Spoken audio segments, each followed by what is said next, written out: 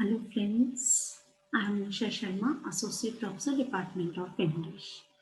The topic that we are going to discuss today is a stanza-wise study of John Milton's poem on his blindness. John Milton was born in London in 1608. He passed MA from Cambridge in 1632. He devoted himself to the study of classics, art, modern language and literature. Generally, his writings are autobiographical. He lost his eyesight at the age of 44 in 1652. Some of his famous works are Paradise Lost, Paradise Regained, Samson Agonized, etc. He died in 1674.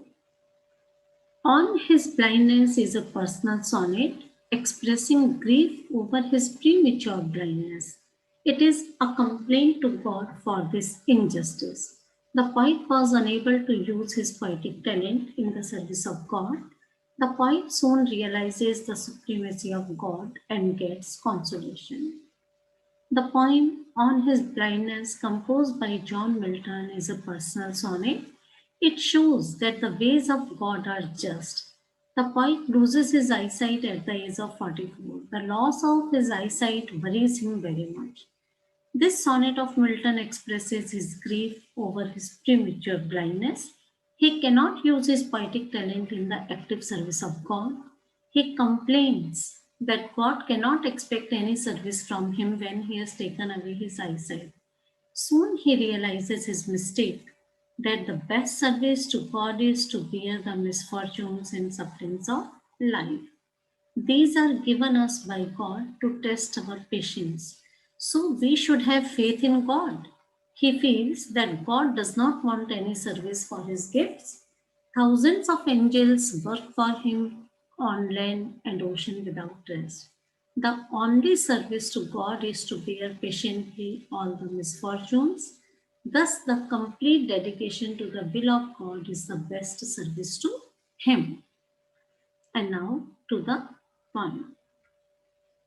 When I consider how my light is spent, or half my days in this dark world and wide, and that one killing which is death to hide, lost with me useless, though my soul move up bent to serve there with my Maker and present my true account, lest he return child. This stanza is an extract from John Milton's poem on his blindness. John Milton becomes blind at the age of 44. This world appears to him dark and full of troubles. God gave him the talent of composing poetry, but the poet is sad because he cannot use this poetic gift. The poet feels that if the talent is kept hidden, it is like to death. So he is anxious to serve God by that talent. In this way, he will be able to present before God a true account of his life. In these lines, the poet expresses his grief over his premature blindness, but he realizes that he should not complain against God because God neither needs man's work nor his own gifts. In this opening stanza, we know that Milton is very much grieved when he thinks why he has become blind before half of his age. This world has become very wide and dark for him. God has given him a poetic talent which nobody can take away. But it is lying useless with him because, in the absence of sight, he cannot compose poems. He is more eager to serve God, but he is helpless. So he thinks that God will scold him when he is not able to justify his mission on the day of judgment. In this stanza, Milton's feelings show his faith in God and Christianity. In line 1, the poet considers how his light is used up or wasted or put forth in the world in a poem on blindness. In a poem of blindness, light can most easily be interpreted as his ability to see, but for this deeply religious poet, it may also mean an inner light or spiritual capacity. The poet assumes that his life is not yet half over. The phrase in this dark world and white is a typical of one of the ways Milton handles adjectives, putting one in front of the noun and one behind it. Line 3 may refer to the biblical parable of the talents, which speaks of a bad servant who neglects his master's talent, which was a type of coin, instead of using it. He is cast into outer darkness. It can also mean a literal talent, in other words, Milton's talent as a writer. Line 4 to 6. Laws with me useless means that his talent as a poet is useless now that he is losing his eyesight. Though my soul more bent to serve there with my maker can be roughly paraphrased as although my soul is even more inclined to serve God with that talent. This is especially frustrating to want to serve God with his writing, but to feel his talent will be wasted as he becomes blind.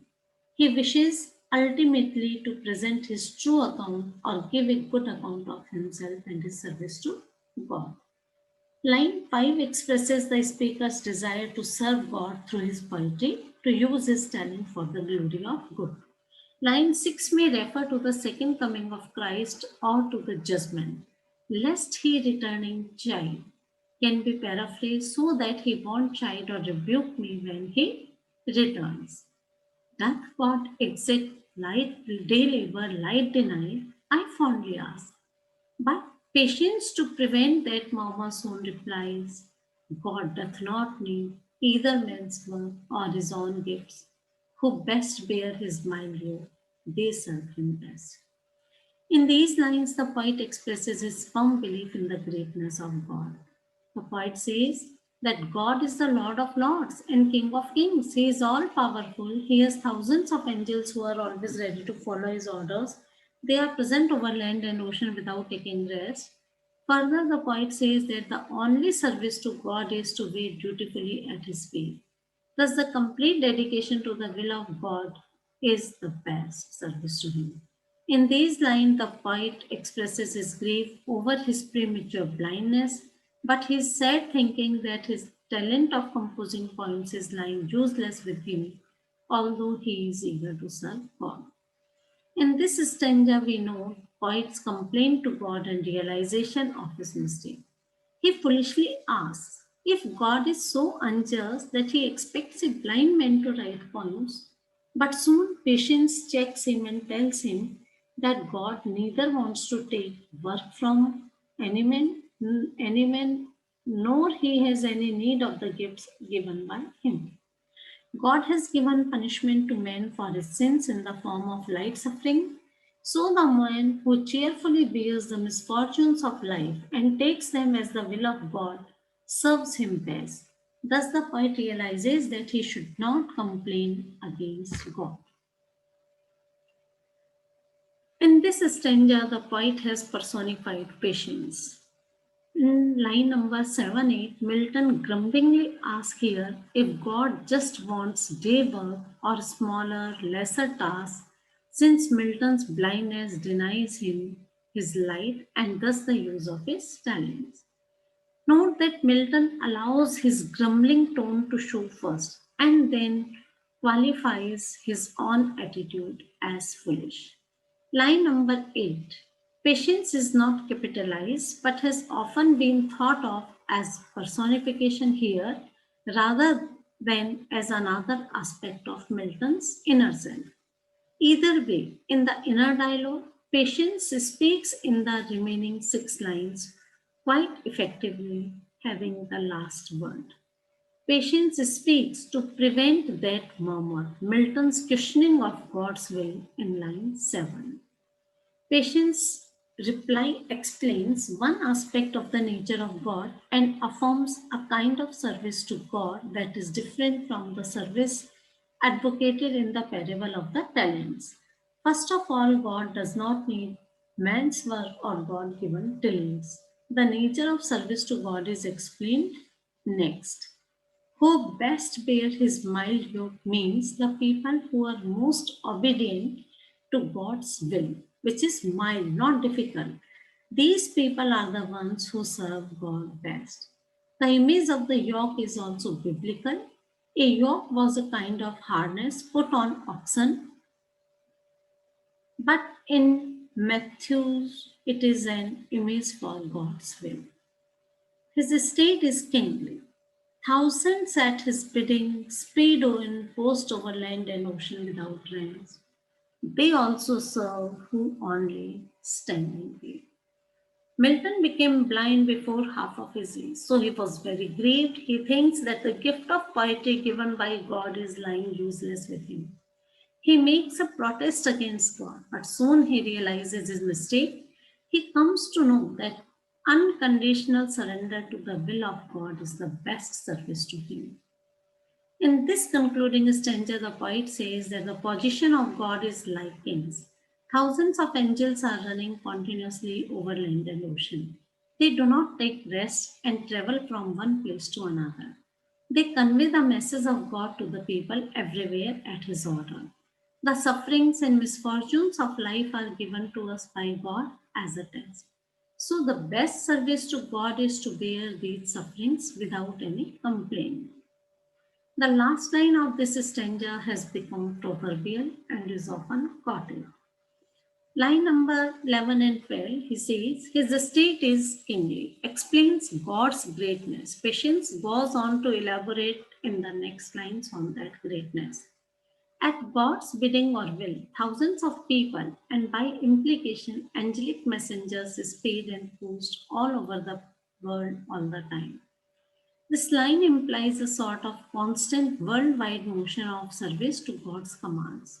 That allows the last line to imply, by contrast, a great restfulness and peace. There is more than one way to serve God. And patience is telling the poet that even his waiting or the apparent inaction caused by his blindness can be a kind of service if it meets the criterion of lines 10-11 to bear the yoke well. And lines 14 say, line is often widely quoted.